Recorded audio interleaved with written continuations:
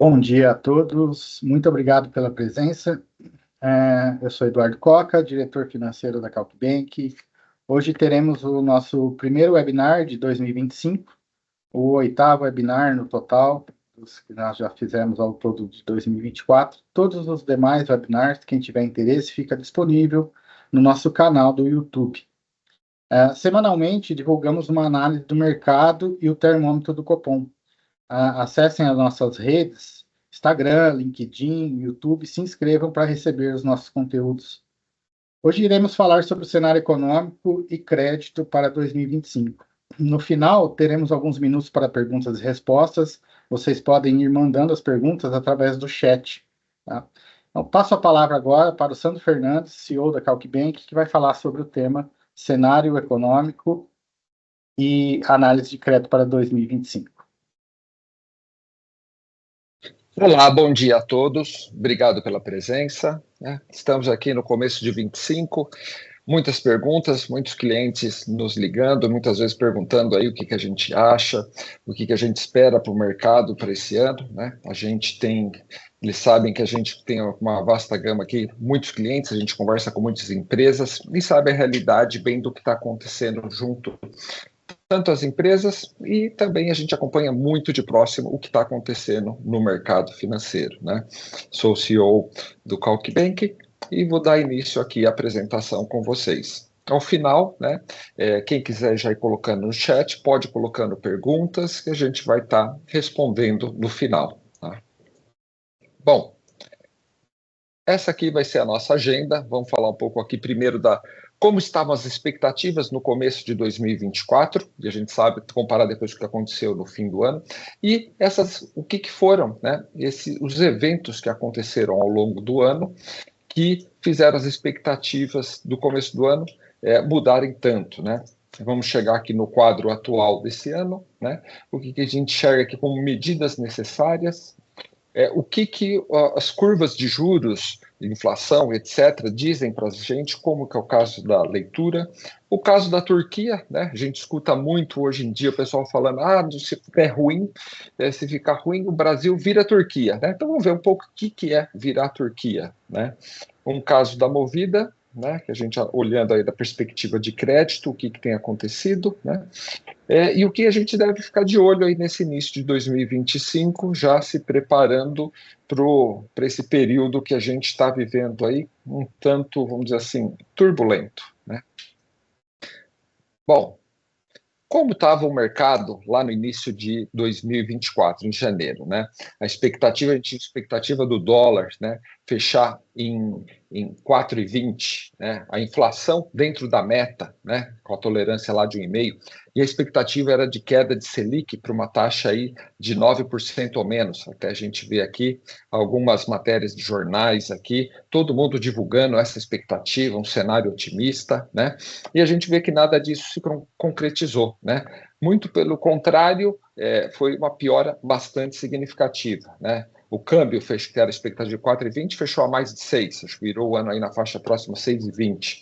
Inflação estourando a meta aí acima de 5, né?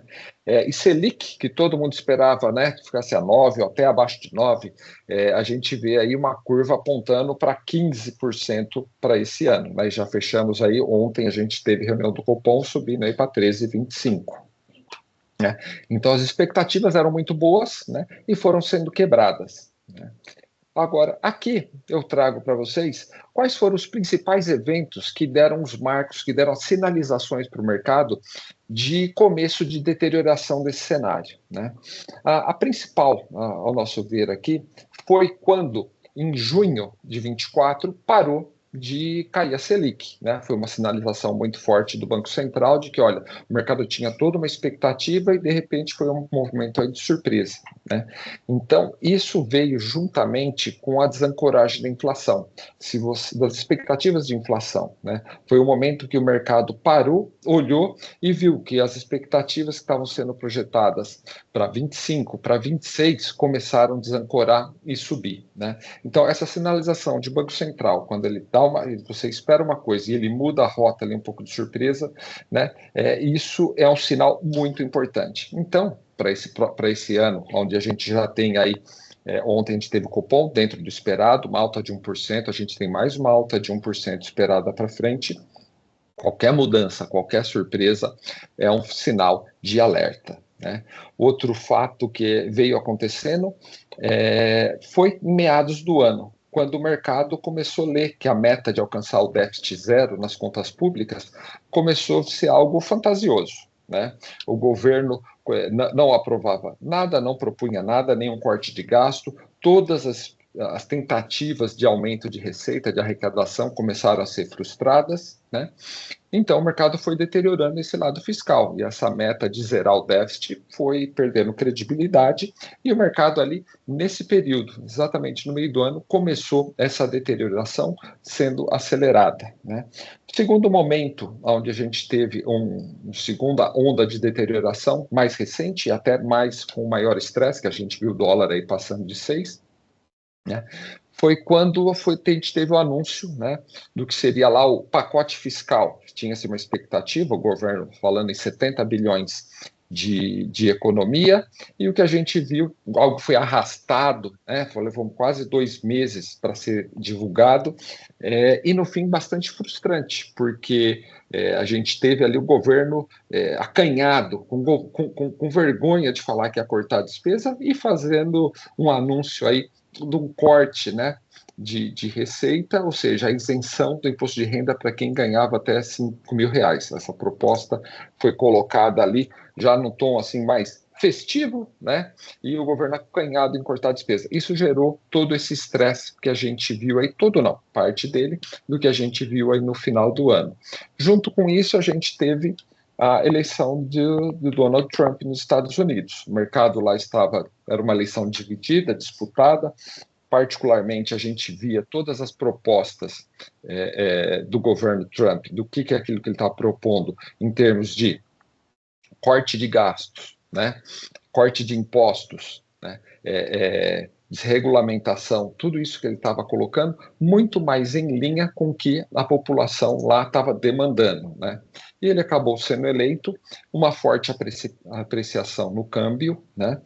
As bolsas se valorizaram bastante, e isso aí, junto mesmo, em sintonia, no mesmo momento que a gente teve um estresse aqui do lado, uma queda de expectativa total do lado fiscal, acabou turbinando essa deterioração do nosso cenário local, né? Então, esses foram assim, os grandes eventos que mudaram, que fizeram com que a gente saísse de expectativas otimistas para muito pessimistas no final do ano. E qual que é o nosso cenário atual? Acho que vocês já viram bastante, devem ter visto outras análises, outras apresentações. Eu só vou repetir aqui bem brevemente o que está, qual o cenário e por que está tão ruim, né? Em termos de gasto de juros, né, a dívida PIB aumentando, expectativa que chega a estar crescendo a faixa de 3% ao ano, já se projeta aí que ao final de 26 ela chegue em 88% do PIB, gasto em juros desse ano já batendo aí o número de R$ 1 trilhão só com juros, o que leva o déficit nominal do Brasil, né, para 350 bi, representando aí de 9 a 9,5% do PIB, né? Ou seja, no nominal incluindo juros. Um número extremamente elevado para um país emergente, né? E um número aí que chamou muito a atenção, né, é o gasto do governo. A gente sempre escuta números menores, porque a gente só olha o governo federal, mas quando a gente olha federal, estadual, municipal, chegando a 38% do PIB.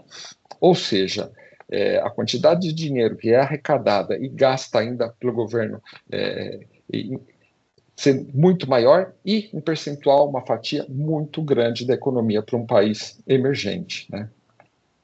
E o que está começando a acontecer recentemente que é mais assim, preocupante, né? Isso ainda a gente não está vendo os efeitos, mas a gente já começa a ter uma leitura de problemas adicionais mais recentes.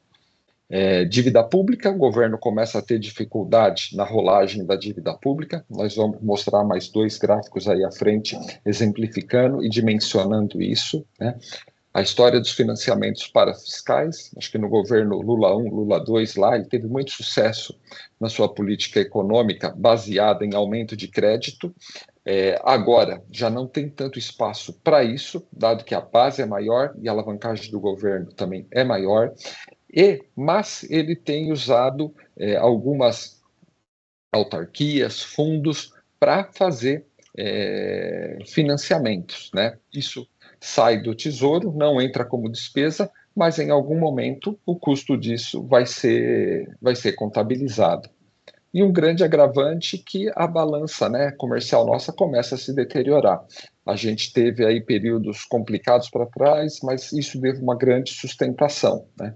Nossas reservas cambiais, vamos dizer assim, a gente já pensou que fossem grandes, né? Mas quando a gente vê aí o tanto que foi gasto só em dezembro para tentar controlar o câmbio e a velocidade que isso é consumido, a gente não pode tratar isso assim, considerar que temos assim um grande grau de conforto, mas essa tendência de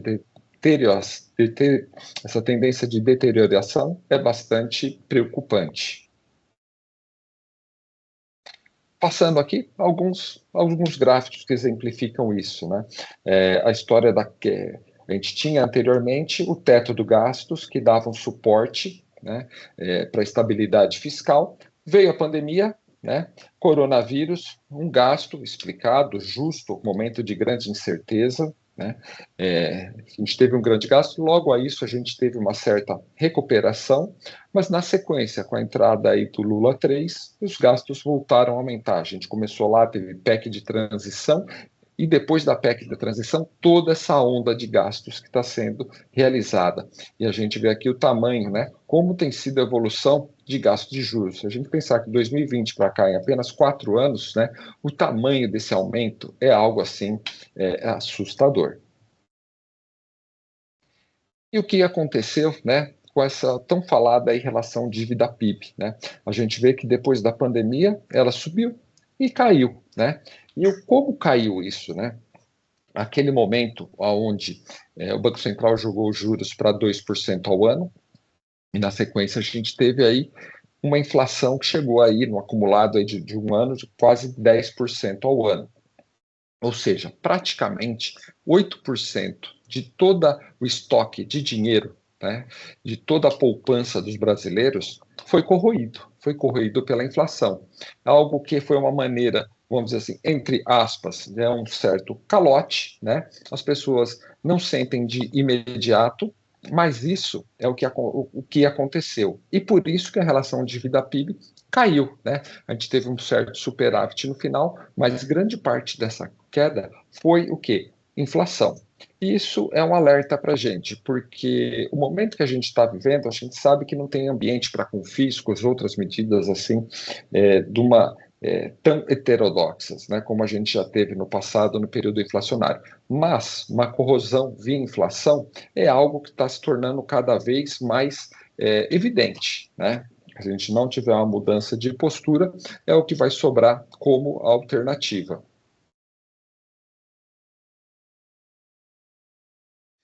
Aqui, falando um pouco da dificuldade do governo na rolagem da dívida, que é outro tema que tem preocupado bastante. Esses dados aqui são todo ano, o Tesouro Nacional publica qual a expectativa, qual o orçamento deles de rolagem da dívida. E a gente vê a rolagem 23, mais aqui, tinham 26% de pré-fixados, ou seja, títulos que demonstram uma maior credibilidade, dado que você, quando compra esse título, a taxa não vai mexer, você está apostando que as taxas vão cair.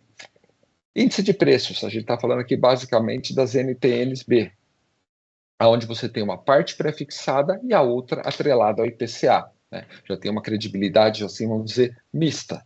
Né? O terceiro ponto, taxas flutuantes. Basicamente, as LFTs, que são títulos totalmente pós-fixados, amarrados na Selic. E o que a gente viu? Em 2003 foram esses percentuais. O orçamento, né, para 2024, a gente via o pré-fixado já com uma banda, né, de 24 a 28, ou seja, dentro dessa meta de 26, né?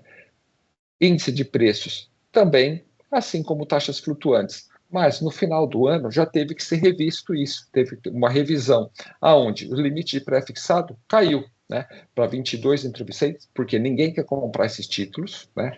O leilão teve alguns leilões aí no final do ano do Banco Central, do Tesouro Nacional tentando colocar títulos sem sucesso. Índice de preços também, né, já tendo uma diminuição, né, já não sendo assim tão aceitos, e taxas flutuantes aumentando. Ou seja, aquele título que deixa a dívida pública pior estruturada é aquele que está sendo vendido. Ou seja, uma falta de credibilidade aí aumentando. E o que preocupa bastante, esses dados aqui são do Tesouro Nacional. O principal número aqui, o índice de liquidez. Esse número aqui são quantos meses o Tesouro tem dinheiro, né, para pagar todas as contas sem ter que rolar dívida. Né? E a gente vê que começou a cair. O último dado é de julho, mas os números recentes já apontam que isso aqui está próximo a 6, ou seja, o Tesouro tem 6 meses de dinheiro, né, para pagar tanto dívida como despesas sem ter que fazer novas emissões, e começa a entrar num patamar preocupante. Agora, aqui, né, o que seria aí as medidas necessárias para a gente mudar de rota? Né? A gente tem, vamos dizer assim, uma alternativa, que seria a gente começar a fazer um superávit. Né? A gente, para cobrir esses 350 bilhões de déficit, a gente precisava começar a virar isso, fazer um ajuste de 400 bilhões, o que politicamente hoje a gente não vê não tem nenhuma expectativa nisso. Né? A expectativa é que com esse governo a situação seja levada assim para frente, né? Se provavelmente algum grau de piora, né? E a gente vai falar um pouquinho mais disso. Mas, quer dizer, aquilo que seria necessário, a gente não enxerga de maneira alguma esse governo atual fazendo. Né? Agora, já partindo para essa questão que a gente vai tratar aqui na sequência, de como ler as curvas, né? O que as curvas de juros, de IPCA, estão dizendo para a gente, né? Como o mercado precifica? Né? Como é feita uma precificação? Então, a gente olha, a gente fez, isso aqui é um exemplo, né? Isso aqui não é simplesmente algo teórico, mas para explicar como que é feita uma precificação. Né? Hoje, o que a gente tem? A gente tem 2 cenários, um cenário pessimista e um cenário otimista. Né? Um cenário pessimista, vamos colocando aqui no exemplo que o dólar vá a 10 e 27% das pessoas acreditem nisso. E que um dólar possa voltar para 4,5, sendo que eu tenho 73% das pessoas acreditando nisso. Né? A gente tem aqui o conceito aqui estatístico de esperança, né? Onde você tem o que você espera versus a probabilidade, né? E depois aqui, tanto no pessimista quanto no otimista, e eu somo esses 2 resultados, o que me dá um consenso aqui de mercado, que a gente fez aqui um exemplo onde o dólar aí tem uma expectativa de que ele chegue no final do ano aí a 6, não só no final de 25, mas no final de 26 também. Esse é um exemplo teórico, mas o muito importante aqui é o seguinte, hoje, tanto no lado político, né, principalmente no lado político, a gente tem algo extremamente polarizado. Né? A gente pode continuar nesse cenário atual, com essa política econômica atual, ou a gente pode ter algo diferente se a gente tiver uma alternância aí no governo. Ou seja, são 2 coisas diferentes, né? Bem diferentes. E que, na média, isso resulta num câmbio de 6, né? Hoje. Né? Ou seja, a gente tem um cenário muito pessimista, um cenário muito, vamos dizer, razoavelmente otimista, que resulta nisso. Então, quando você olha todas as projeções que tem pela frente, né, essas projeções são o quê?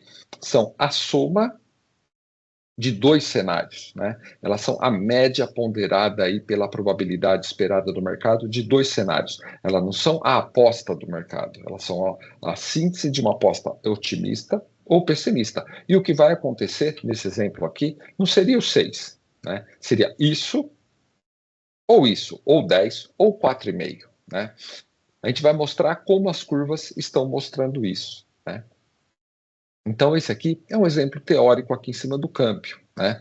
Então, fazer uma aposta em cima de câmbio, hoje, algo na nossa leitura aqui, está dando até uma certa oportunidade de compra. A gente viu o dólar recuou bastante nos últimos dias.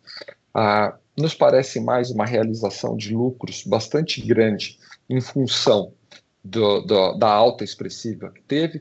Como a gente viu, boa parte do mercado, já em meados do ano passado, já começou a se posicionar, se posicionaram também novamente em novembro, ganharam bastante dinheiro, fizeram um pico aí no fim do ano e agora estão realizando isso, mas acreditamos que já comecem a abrir posições compradas novamente no câmbio, né? Apostas no mercado de juros, acho que dado o cenário de dominância fiscal, aonde sobe a inflação, sobe juros, e a gente vê aquele quadro lá do tamanho da despesa de juros, e quando você aumentar os juros para tentar segurar a inflação, você vai ter mais despesa ainda com juros, tornando assim o montante total de déficit maior ainda, e a credibilidade de que isso possa ser pago, né, começa a ser muito questionada, né? Então, fazer apostas hoje no mercado de juros, por mais alto que seja, é algo assim totalmente não recomendável. Imagina o cenário atual aí, a gente tem taxas de 15 sendo ofertadas aí em títulos de 1 ano, 2 anos, e o mercado ainda compra. Mas imagine se começar a ofertar a 20, né? O grande número falar, bom, a 15 eu compro, a 20 eu já não compro mais. Não que a taxa não seja boa, a taxa é ótima, mas a chance de eu começar a receber isso começa a ser irreal, né? Bolsa, né? Hoje a gente vê o cenário de bolsa, né? Muita gente comentando que a bolsa está depreciada, que está 10% abaixo do preço justo, isso que o mercado enxerga. Mas acho ainda o mercado nacional aqui ainda um tanto complicado você fazer esse tipo de aposta, né? Só para lembrar, no período lá do governo Dilma, na época do impeachment, a Bolsa chegou a ficar, de acordo com os modelos, 25% abaixo, né? O que seria ela voltar aí para 108, 102 mil pontos, quer dizer, tem bastante espaço ainda para cair, para ficar efetivamente interessante fazer uma aposta em Bolsa. E o que as curvas estão dizendo para a gente, né? Olhem só, aqui a gente tem a curva de inflação, né? Então, isso aqui é a curva que está implícita em todos os títulos públicos. Ou seja, quando a gente pega lá um título IPCA mais 7, IPCA mais 7,5, quanto de IPCA está implícito nesses preços, né? O quanto o mercado está precificando que vai ser esse IPCA.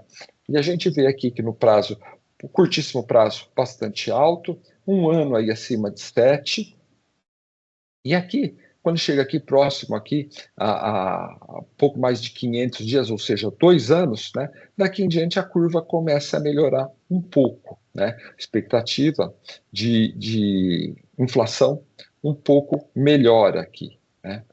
Mas isso, o que está sendo, por que o cenário, né, do que a gente está vendo, o que seria um cenário ruim, né? O cenário ruim seria a inflação só cresce, a inflação aumenta para patamares extremamente elevados, né? Levando a gente a acreditar, né, que seria aí o cenário da gente virar a Turquia, né? Então a gente vê uma inflexão acontecendo aí próximo a 2 anos, ou seja, aquela expectativa de que a gente pode ter uma alternância de governo. Quando a gente olha aqui a curva de cupom de IPCA, ou seja, qual é o mercado de juros em IPCA, o que ele está dizendo para a gente, né? O cupom aumenta bastante, até o prazo aqui de aproximadamente de 2 anos, depois até começa a cair um pouquinho. Ou seja, isso aqui não só piora, existe uma expectativa que lá na frente você vai ter uma melhora, né? Ou seja, é a probabilidade que existe de que você tenha uma alternância de governo, né? Aqui também, voltando aqui, uma expectativa, olha, a gente está vendo números acima de 6,5% de inflação. Expectativas correntes de inflação hoje no mercado da ordem de 5,5%, foi o que saiu até no último Focus, mas você vê que o mercado não precifica nada perto disso, o mercado precifica taxas acima de 7%. E é o que a gente acredita, né? Dada essa escalada de preço de alimentos que a gente está vendo, e que é algo que o governo intervir geraria mais problema ainda, geraria mais inflação, mais insegurança, acreditamos que a inflação vai superar esses 5,5%. novamente aqui, os juros em PCA, né, que só começam a cair marginalmente após uma eleição, após a eleição no final de 2026, e aqui as curvas de juros em reais, né, que em outubro aceleravam e depois estabilizavam, novembro, dezembro, né, que a gente teve aquele pico de estresse, né, e a curva atual aqui, a curva azul, né, onde a gente tem até uma melhora, refletindo aí um pouco de excesso que a gente teve no final do ano, e até um pouco as falas do presidente ontem, né, dizendo que o Banco Central é autônomo, que não realizaria intervenções, mas vamos no final disso, a gente vai ter nossa conclusão. Lembrando sempre que o mais importante na economia são a parte longa das taxas, né? Todo mundo fica olhando a Selic, a taxa de curto prazo, né? A Selic subiu, a Selic caiu, mas o importante efetivamente é o comportamento da taxa longa. Hoje ninguém no mercado capta dinheiro de um dia, uma semana, não. O importante realmente é o dinheiro de 1 ano, 2 anos, 3 anos, para o dinheiro aí que você capta para realizar investimentos, né, e sustentar a atividade. E a gente vê isso chegando aqui na patamar de 15% ao ano, né, extremamente elevado, e isso se perpetuando, né, a gente tem prazos aqui, todo o fim da curva a gente vê ela aumentando. Mas novamente aqui, né, depois de aproximadamente 2 anos, a gente vê uma ligeira melhora, estabilização. O que a gente quer dizer um pouco com isso? Essa estabilização aqui, né, é a leitura da mesma maneira que eu fiz o exemplo no dólar, do que? De algo que só aceleraria para cima, e algo que voltaria a patamares mais baixos, né? Ou seja, isso aqui a gente pode dizer que a 15 é o cenário, eu diria, o menos provável, né? Aquilo que está no preço nos mercados é aquilo que, no meu ver, não vai acontecer. Essa taxa não vai continuar 15, tá? Em 27, 28, 29. Não vai ser isso. Ou ela cai, ou ela explode.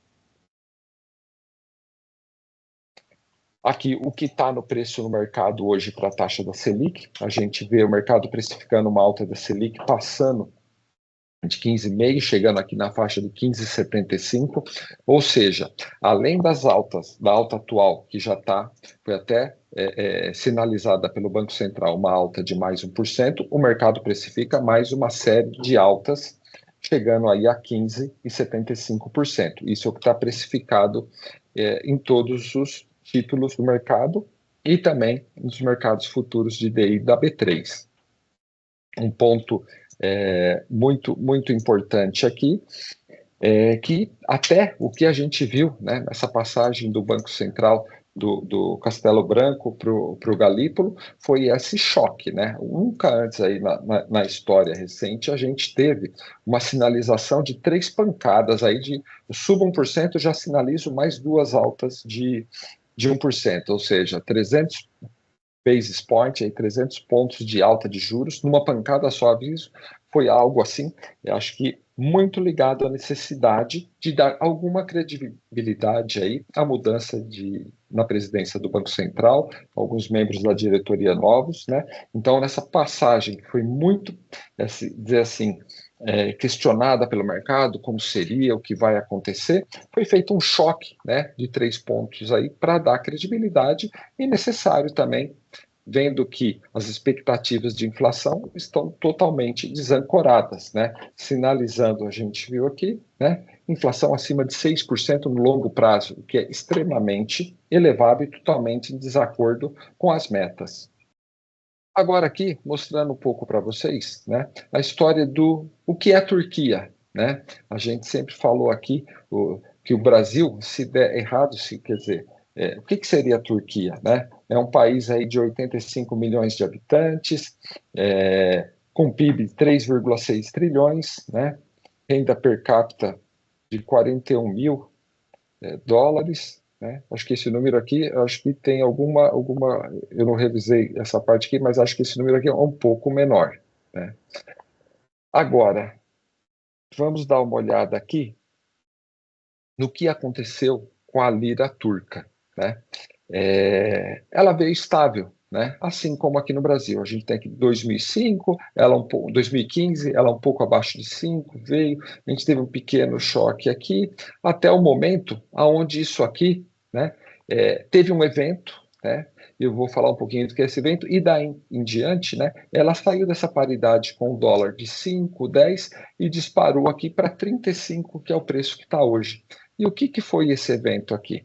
Esse evento aqui, lá a gente tem um governo extremamente populista, né, até semelhante como o nosso, e o que aconteceu? O governo fez uma leitura heterodoxa dizendo o seguinte: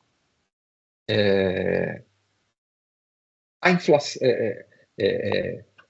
o juros alto está gerando inflação, ou seja, o juros alto está gerando mais custos e está aumentando a inflação. Então teve um choque lá, onde o governo foi novamente na marra e jogou a inflação, os juros básico de 19 para 14.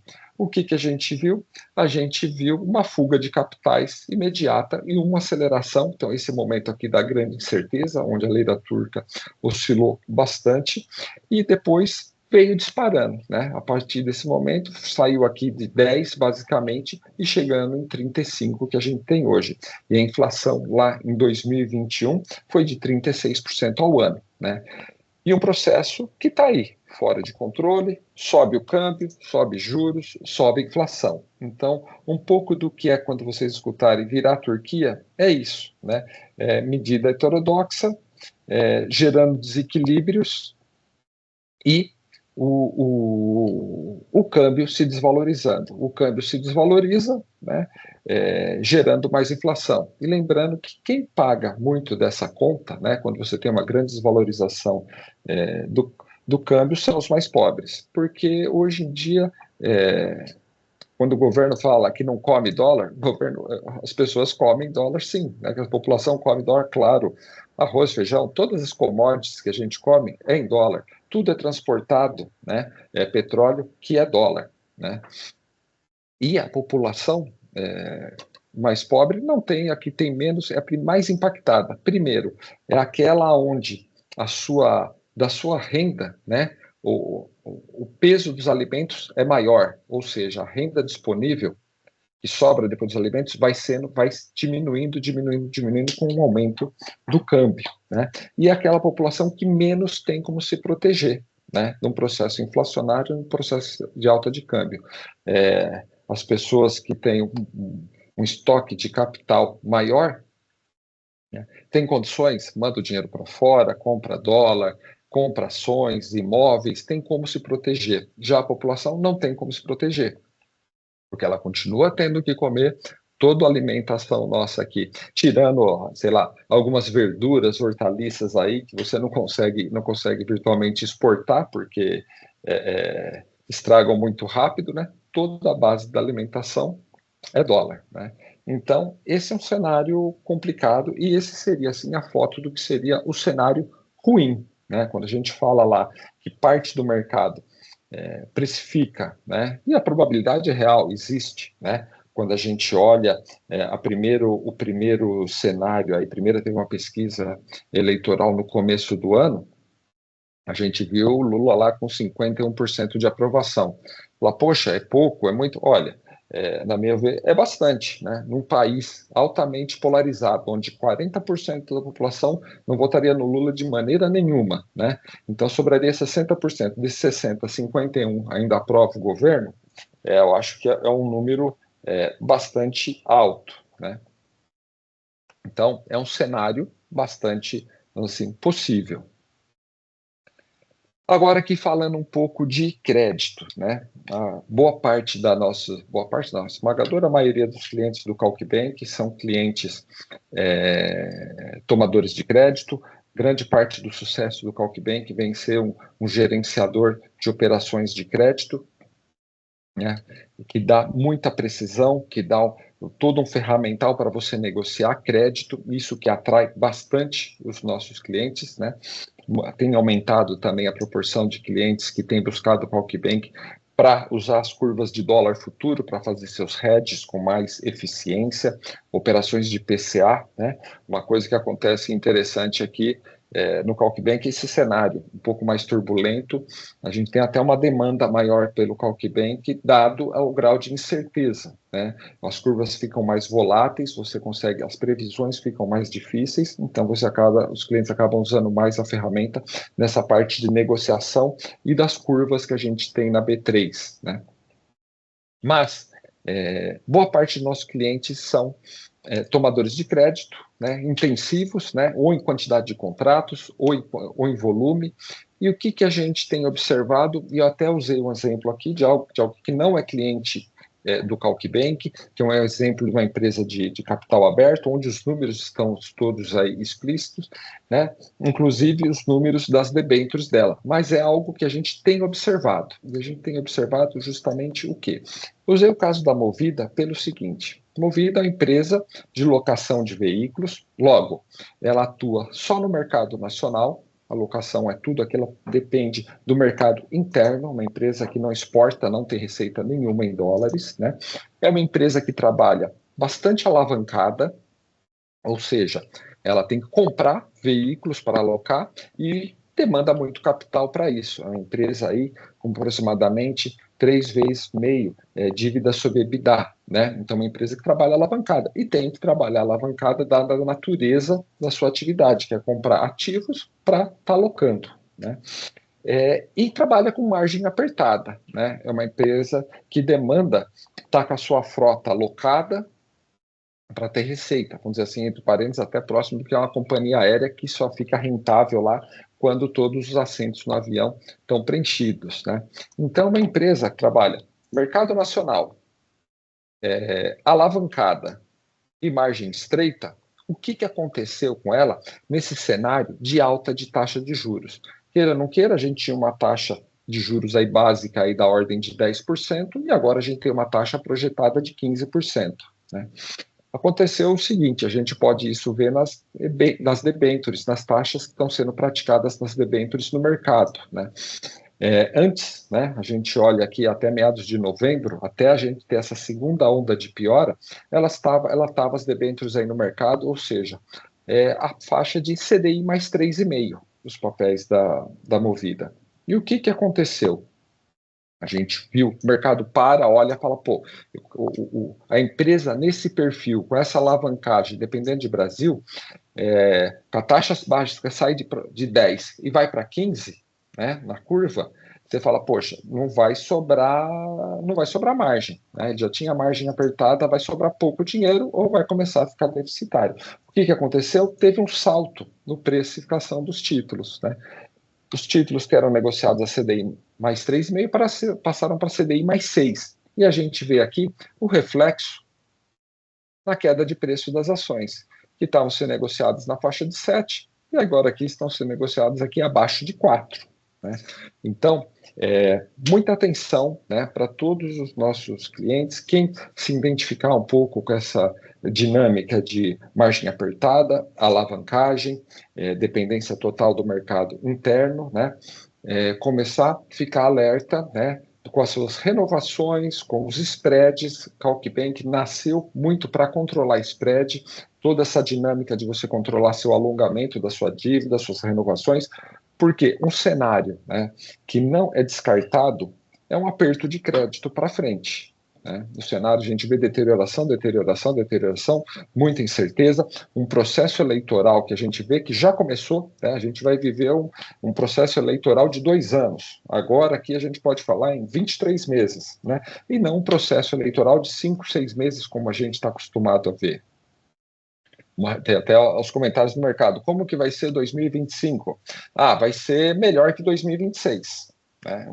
Um sinal não muito bom. Né? Ninguém tem esperado coisas assim positivas pela frente. Né? Pode ter uma surpresa? Pode. Como a gente viu no começo do ano passado, a gente tinha perspectivas muito otimistas, terminaram muito pessimistas. Economia, uma ciência que lida com um grau de incerteza grande, pode a gente acabar tendo surpresas aí positivas, pode, mas acredito que, dado que a gente tem observado e dado aquilo que você encontra como efetivamente consolidado na base teórica e da economia, a probabilidade muito baixa de a gente ter uma melhora significativa. Mas, atenção, né, para crédito.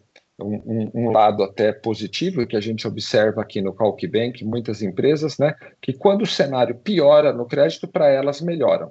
Aí a gente está falando principalmente de empresas exportadoras, né, que se beneficiam nesse momento com a alta do dólar, aumenta a sua receita.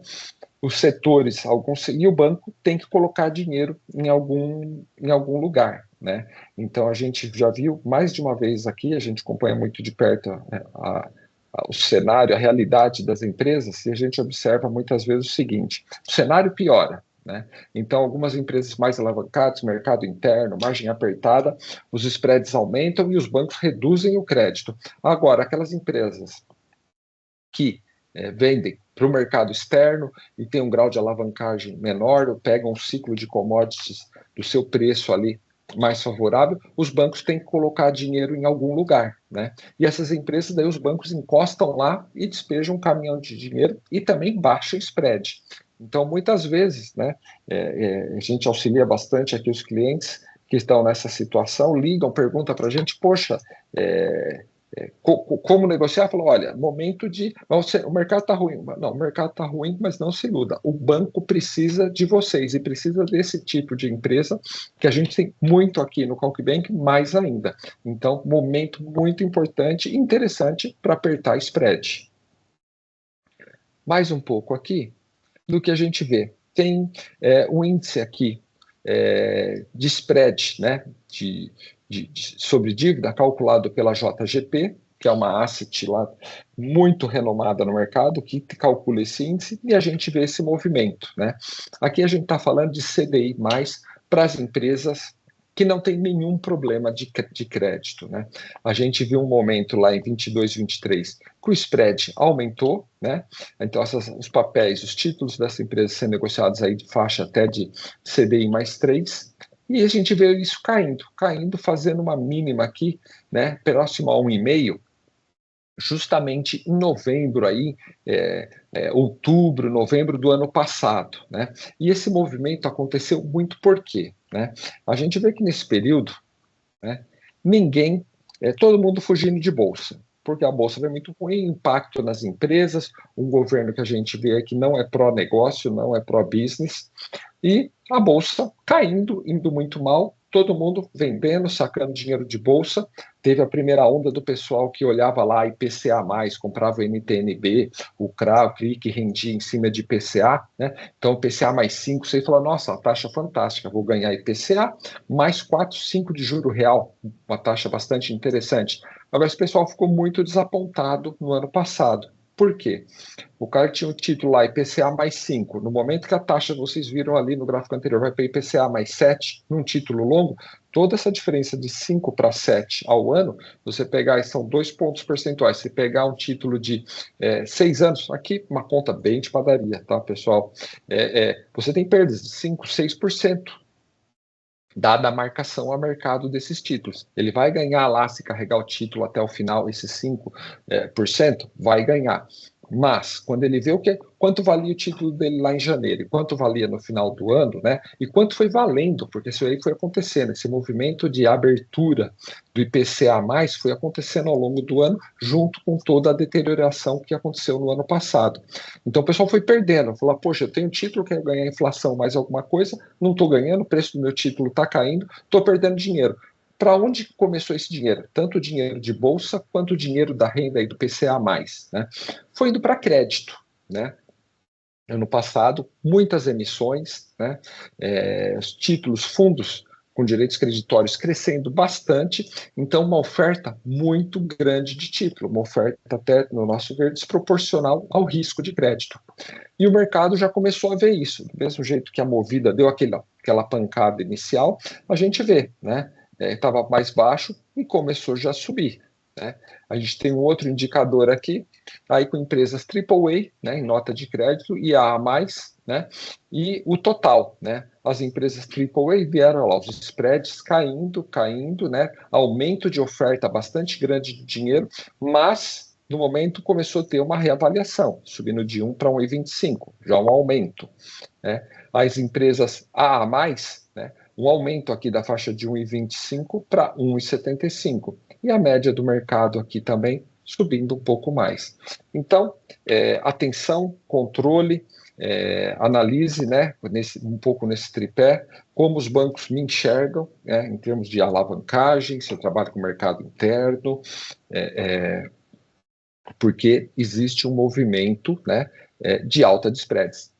Né, e a gente pode ter ainda um movimento de retração no crédito e pode ter, até como a gente teve um movimento muito grande de oferta de dinheiro, a gente enxerga que muito dinheiro não foi bem alocado.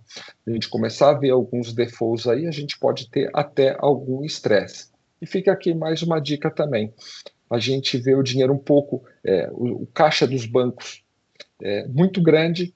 Quem conseguia pagar, aplicar dinheiro aí para quem tem um estoque, ali, uma reserva de caixa, é muito necessário em todas as empresas, né? Para não ficar sempre dependente da renovação das operações, é importante ter uma reserva estratégica aí suficiente para você não precisar rolar sua dívida alguns meses. O pessoal estava aplicando lá, conseguia taxa de 101, 102, 103, 104 do CDI, né? Em aplicações, a gente viu nos últimos meses isso ficando mais difícil, né? Todo mundo conseguindo rolar aí a 100, 101. Se você conseguir escalonar ou colocar um prazo mais longo, você volta lá para o 103, 104, estou falando sempre aqui em bancos de primeira linha. E muitas empresas incomodadas com essa situação de redução de quanto consegue aplicar do CDI+, né, começaram a olhar fundos com crédito, né, fundos com crédito privado, fundos com debênture incentivadas, etc. Olha, isso aí sou taxativo e não recomendo. Não vá para esse tipo de fundo. A gente vai ver que quando tiver esse movimento de aumento, né, quando nessa aumento aqui, a gente vai ter marcação a mercado, a gente pode ter algum problema de crédito com as empresas, por crédito mais apertado, e vai ter uma marcação a mercado grande nesses fundos. Então, digo a vocês, muito melhor estar aí no CDB a 100% CDI, vamos lá, né, do que estar em um fundo que tem um histórico passado muito bom de 103, 104, 105, 106, ou seja, aí, dependendo do grau de risco, maior, mas um histórico passado, isso já foi, né? Eu acho que vamos olhar para frente e ser conservador nas aplicações também. E um pouco aqui, né, do que olhar as perspectivas de curto prazo, né? A gente sabe aí no fim do ano passado, né, o governo hoje tem dificuldade de governar com o Congresso e usa muito do judiciário, né? E ficou muito nítido no mercado, que no final do ano o governo usou a influência em cima do Flávio Dino, né, no STF, para não pagar as emendas. Acho que eram 7 bilhões de emendas que deveriam ser pagas.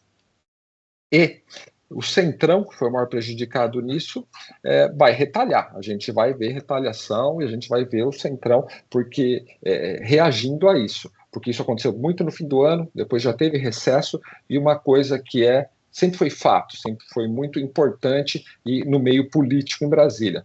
Combinou, né? O governo combina, vota aqui que eu libero a emenda, sempre foi cumprido. E dessa vez não foi cumprido. E a desculpa de que foi o Flávio Dino querendo foi mercado, todo mundo sabe que foi uma desculpa aí, que não foi das melhores, né? Questão do Trump e tarifas, né? Todo mundo sabe, quem lê o livro lá do Trump, lá da arte de negociar, ele tem alguma coisa assim, ele tem um livro sobre negociação, ele coloca ali claramente o que ele está fazendo, não tem segredo nenhum. Ele é o cara que vai lá, ele dá um tranco, ele começa expondo toda a agressividade no começo, e depois ele tem aquilo como base, ele ancora as expectativas ali e vai negociando dali em diante, mas ele deixa muito claro o cenário inicial. Então, isso é o que está acontecendo, não tem muita mudança. E Brasil é um alvo aí pode ser um alvo, não está muito na pauta, não está muito falado, é sempre China, México, Canadá, né? Europa que está aí na pauta, mas Brasil, né, tem um ponto que é o seguinte: é um dos países com a economia mais fechada. Nossa taxa média, né, para taxação de importações é de 14% a 15%, e é uma das mais altas do mundo. Então isso pode chamar atenção e fazer com que a gente tenha alguma taxação, o que atrapalharia mais ainda a nossa questão de balança comercial, né? O governo aqui, que andou entrando em conflitos com o X no passado, tem uma ameaça de um conflito aí com a Meta, parece que recuou um pouco nos últimos dias, né? Então, isso também é algo para a gente ficar de olho, né? Como o governo vai reagir junto às empresas americanas. E um ponto aqui muito importante que todo mundo fala e me pergunta, né? Como que o governo, como que o Banco Central vai se comportar? Será que realmente vai jogar a taxa lá para 15%? Ontem o Lula veio falando, não, o Banco Central é independente, o mercado até melhorou, o dólar caiu, né? Bom, isso a gente só vai saber efetivamente a hora que a gente tiver duas coisas acontecendo e que vão acontecer. A hora que a inflação subir, que está subindo e vai continuar subindo, e o crescimento cair, né? A hora que isso acontecer, o que vamos ter impacto direto na popularidade. Na hora que pegar na popularidade, né, a gente vai ver como que o governo vai reagir. O Lula ontem falar que o Banco Central é independente, vai agir, para mim não significa exatamente nada. Porque na hora que a popularidade cair, é que a gente vai ver a verdade. E para ele virar, né, e com o discurso falar, não, eu preciso segurar a taxa de juros aqui para continuar tendo comida no prato do brasileiro, bem no estilo populista dele, não é nada difícil ele ter uma mudança dessa de postura, a gente já viu isso muitas vezes. Então, muita atenção, depois do próximo corte de juros, do aumento de juros, desculpa, que está contratado, o que a gente vai ver pela frente, né? Muita atenção em crescimento e inflação, né? Isso aqui é grande parte aqui do que eu queria trazer para vocês, né? Resumindo, essa leitura de o que a gente vê nas projeções é a junção de duas expectativas, uma positiva e uma negativa, e o que vai acontecer vai ser uma positiva ou a negativa, e não a soma que a gente enxerga no futuro. Então, está pronto para o risco de A ou B, né? E não da soma disso que a gente está lendo no mercado, muito importante, economia, cenário muito polarizado, tanto na política refletindo na economia, né? E o segundo ponto, atenção no crédito, né? Todo mundo fazer uma leitura atenta aí do que vem pela frente e o risco de uma redução do nível de crédito pelos bancos, né? E gostaria de deixar aqui também convite para todos que acompanhem todas as segundas-feiras, né? A gente publica aí o termômetro do Copom, que é uma medida que a gente colhe das curvas, dando as probabilidades de alta e baixa nas taxas de juros, né, nas reuniões do Copom, que são precificadas aí em cima das curvas de juros, né? Então, toda segunda-feira se inscrevam, depois a gente vai mandar a apresentação para vocês, essa apresentação, e a gente vai colocar aí o link aí para as inscrições, né? Obrigado a todos, me estendi demais aqui, mas acho que ainda dá tempo de, se tiver algumas perguntas, estamos aqui à disposição. Muito obrigado a todos pela participação. Vamos algumas perguntas aqui. O Carlos Rezende fez um agradecimento aqui, a apresentação é excelente, pena que não conseguiu divulgar para mais contatos, se a gente vai reprisar a apresentação. Informei aqui que todos os nossos webinars estão disponíveis no canal do YouTube, esse depois vai subir também, vocês vão ter acesso aí a esse material, e lembrando, como o Sandro falou aqui, toda segunda-feira a gente tem uma divulgação, né, do termômetro do Copom e um cenário aí econômico do mercado. Vou resumir aqui uma pergunta da Virgília, né? Ela comentou durante a sua apresentação aí, falando de cenário econômico, é muito difícil as previsões, mas assertiva com esse mercado atual. Acredito que será cheio de surpresas, forçando o recálculo do orçamento.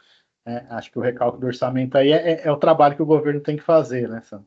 Então, e aí depois quando você estava falando na questão de aplicação financeira, né, para evitar uma aplicação em fundos e para crédito de pré-fixado, ela foi assim, por que não, né? Depois ela falou, entendi, mas acho que é bom dar uma reforçada nesse ponto, tá?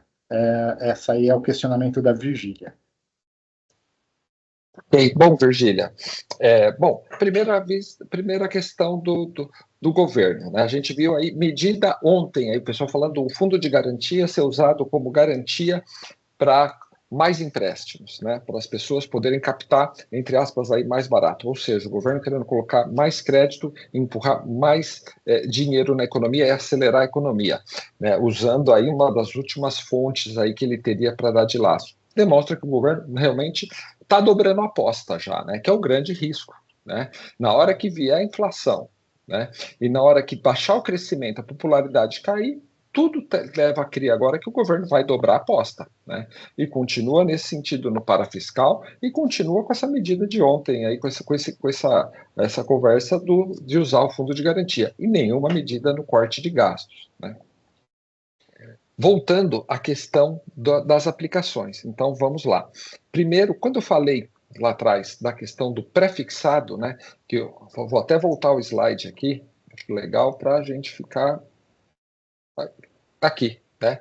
Quando eu falo aqui de juros, não é plausível apostar em alterações nos juros, dado o risco de dominância fiscal. O que é a ideia? Fazer uma aplicação no pré hoje a 14,15 é muito arriscado, né? Extremamente, porque a gente está vendo o mercado escalando, a gente está vendo o risco de dominância fiscal, né?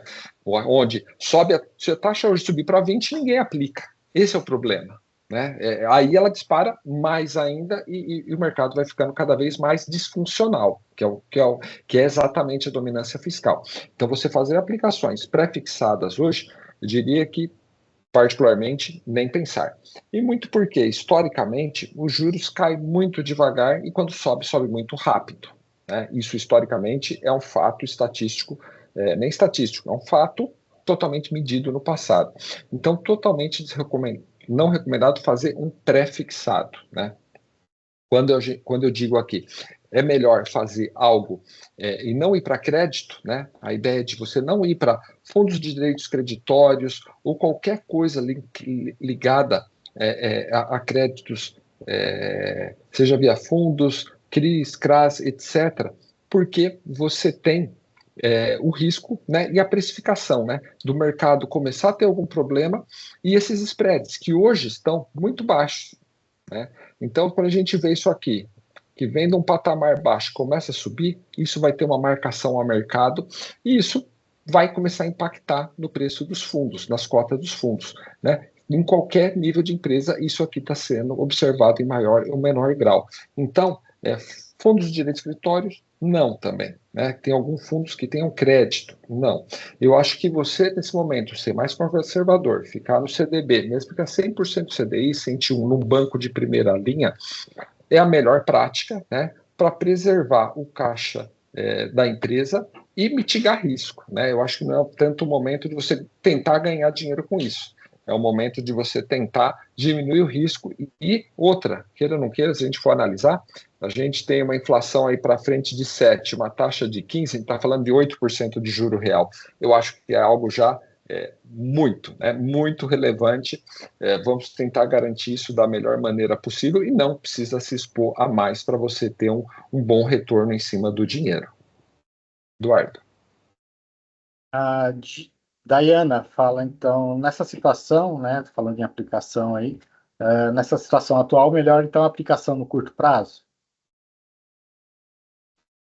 Olha, eu acho que mais do que questão do curto prazo, acho que, claro, se você for estar olhando, se você tem um título IPCA+, e essa é a tua ideia, quanto mais curto, melhor. Você vai estar menos exposto ao efeito do prazo, né, em cima de marcação a mercado. Mas algo muito importante é a liquidez. Né? Eu acho que mais importante é que você está com dinheiro líquido. Né? Você não fazer investimentos que não tenham liquidez, onde você fica com o dinheiro amarrado por 1, 2 anos. Isso eu acho muito ruim nesse momento.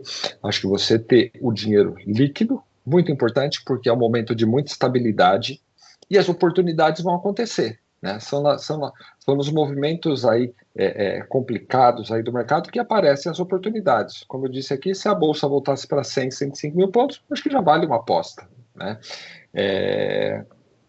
Da mesma maneira, né, se o dólar, né, para o dólar, a precificação do dólar hoje, né, boa parte do mercado precifica isso em modelos estatísticos a 5,5. Né? Não acho que vá voltar para isso. Né? eu acho que está mais para subir isso acima de 7, né? E o que valeria até uma posição vendida, né? Se começar a chegar perto de 7 e começar a apostar aí um pouco na ponta contrária, né?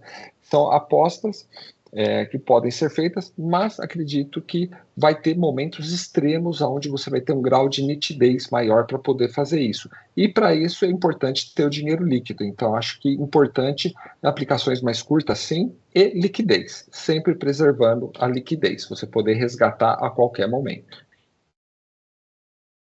Temos mais uma pergunta aqui, Carlos Rezende. Trabalhamos no ramo de máquinas de construção civil, retroescavadeira, empilhadeira, máquinas agrícolas. Você tem alguma perspectiva de aumento de linha de crédito ou taxa de juros atrativas para esse segmento? Olha, a gente tem observado o seguinte, né? Até aqui no CalcBank, né, a gente sempre uma procura grande dos clientes é para colocar operações novas aqui, né? A gente vai estar soltando estamos terminando de validar, ficou pronto ontem, as operações em TR no padrão de cálculo do FINEP. O FINEP fazendo muito financiamento com uma taxa bastante atrativa em TR+, né? A gente vê o governo, né, nitidamente, como eu comentei, falando do parafiscal aí, dando linhas específicas para isso. Então, eu acho que vale a pena vasculhar o mercado, ver muitas vezes bancos estaduais, algumas autarquias, fundos específicos do governo, que pode ter linhas específicas para esse tipo de investimento, até como a gente viu no passado. Acho que pouco via BNDES, né, mas a gente tem observado. O BNDES hoje vive com uma lupa em cima, todo mundo olhando, né? Mas tem aumentado. E a gente observa até pedidos de clientes com alguns indexadores que a gente nunca viu, IF, não sei o quê, U alguma coisa, né? Muita coisa aparecendo, uma operação aqui, outra operação ali, no parafiscal. Eu acho que vale a pena caçar, né, esse tipo de oportunidade, porque o governo nitidamente está querendo está querendo acelerar via crédito. E essas oportunidades estão sendo criadas aí. Acho que pode existir sim, e existe, né? O caso do FINEP é algo que até a gente vem crescendo, né? E a gente até teve aqui todo o trabalho de pesquisar, entender como é feito esse cálculo, um cálculo até meio, vamos dizer assim, heterodoxo, né? Da cálculo da fórmula de juros lá em TR+, mas a gente vai estar subindo nos próximos dias para atender, porque a demanda está aumentando. Se a demanda está aumentando, então temos mais operações e a gente vê o governo sinalizando fortemente nesse sentido. Temos mais uma pergunta aqui, Bruno Pantaleão. Parabéns pela apresentação, muito bom o material. Estamos aqui prestes a contratar uma linha indexada pela TR. Você já disse, né, tem bastante oferta no momento aí. Temos uma dívida aqui de qual a lógica de variação da TR e qual a relação com a Selic. Você tem alguma visão sobre isso? Temos uma dúvida de qual é a lógica da variação da TR e qual a relação com a Selic. Olha, a TR é uma taxa, a gente pode dizer assim, sempre arbitrada pelo governo. Ela vem de um histórico passado lá, que tinha uma amarração com poupança, uma média dos CDBs, etc. Mas não tem assim uma lógica assim tão clara com o Selic. Mas, naturalmente, mercado subindo, juros, ela tende a aumentar. Né? Eu não fiz nenhum estudo recente em função do TR, até porque é um indexador novo aqui no CalcBank, mas acho que é um ponto interessante para a gente levantar isso e até preparar o material, Eduardo, Coca, porque fazer o estudo passado, né, levantar isso, agora nós temos TR, a gente pode até fazer isso e mandar o material. Acho que é um bom ponto. Não tem uma resposta assim de imediata de como esse comportamento, né? Mas acho que vale a pena a gente levantar. Sei que a TR é muito amarrada em financiamento imobiliário, né? Então, até uma alta forte na TR levaria muitos mutuários a serem bastante aí onerados, o que eu acho que é algo que repercutiria aí com mais perda de popularidade do governo. Eu acho que é algo que ele não vai fazer assim, deixar andar muito. Eu acho a princípio, uma boa aposta, mas acho que a gente precisava medir melhor isso antes de fazer qualquer comentário. Tayana pergunta novamente, qual a sua opinião sobre consórcio? Olha, consórcio, eu particularmente não gosto de consórcio. Produto com muitas pegadinhas, né? Um produto que você vai e vem no mercado, ele sempre vem em momentos que a taxa de juros sobe, porque daí aquela argumentação que a taxa de administração é baixa, né? Então a taxa é baixa e frente à taxa de juros, que é vantagem, etc. Mas a gente sempre vê muita pegadinha. Primeiro, tem a questão que precisa ter sorte, né? Tem a questão da sorte. Você ser sorteado, a princípio aquilo ali é um jogo. Historicamente, quando a gente mede um consórcio, já fiz análises, tipo, se eu tenho um consórcio de 48 meses, né, com uma taxa de administração aí de mercado, ele é bom se você é sorteado entre o primeiro até o 17º pessoa. Todas as outras saem com perda, né? E tem um aspecto que tem que tomar muito cuidado, que a principal argumentação dos bancos cai por terra quando a taxa de administração é baixa, os juros é alto. Lembrando sempre que a taxa de administração é cobrada sobre todo o valor do bem, sobre todo o período. Né? E no financiamento, né, a taxa de juros ela é sempre cobrada sobre o saldo, e o saldo vai decrescendo ao longo do tempo. Né? A princípio, nunca vi consórcio ser bom. Né? Eu conversei recentemente com um cliente nosso, um cara que espetacular, né? Participou com a gente até de um outro evento, vamos dizer assim, um avião de mercado, um dos melhores caras que eu conheci, que administram dívidas para a empresa, né? Que rola dívida, um gerente financeiro, cara excepcional, e ele me mostrou até como ele fiz esse comentário meu todo negativo de consórcio, e ele me fez uma ressalva. Ele falou: olha, eu já ganhei dinheiro com consórcio, né? E ele falou o seguinte: porque eu conseguia, junto com o gerente do banco, fazer uma análise de todos os grupos, qual o grupo que não tinha inadimplência, como que o pessoal estava dando lance, etc, etc. Ele tem todo um expertise em cima de consórcio para conseguir entrar num grupo bom. Né? Então ele tinha lá uma expertise para analisar qual que é o grupo bom para entrar e por quê. E ele tinha toda a sua razão, sua argumentação. Mas eu, particularmente, acho que você teria que ter expertise desse nível, que eu não tenho, né? Não tenho. Mas, no geral, né? Consórcio não é bom. Ou você parte de uma análise profunda com o nível de conhecimento que ele tinha lá, que foi algo assim que me chamou a atenção, mas ou não fazer, né? Eu acho que particularmente não gosto e vejo sempre no final sendo mais caro que um financiamento. Gustavo Gomes pergunta aqui, vocês acreditam em alguma alteração de regulamento ou ameaça das aplicações conservadoras isentas, como o LCA e LCI, uma vez que estão se popularizando entre as pessoas físicas, investidores iniciantes, e o governo, teoricamente, não ganha? Sim, vocês viram aí recentemente fundos imobiliários, né? Já uma nova regulamentação, tirando a isenção. Hoje o volume de isentos no mercado muito grande, né? E acredito que a senha do governo de arrecadatória vai caminhar para isso, sem dúvida, sem dúvida. Eu acredito que cada vez mais vai diminuir o volume de isentos, sim. Camille Filipim, sobre entrar com operações no mercado de capitais. Quais seriam os requisitos para uma empresa emitir uma dívida nesse ambiente? Olha, o mercado de capitais cresceu muito, vem crescendo muito, né?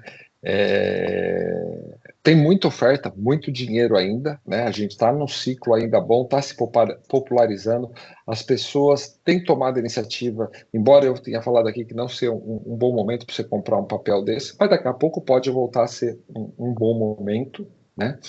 Mas depende do perfil da empresa, crédito, volume, prazo, da demanda que vai ter, para você ver qual tipo de papel isso é interessante. Né? Então, é uma análise que não depende. Tem tantos dependentes aqui para falar que não consigo falar diretamente.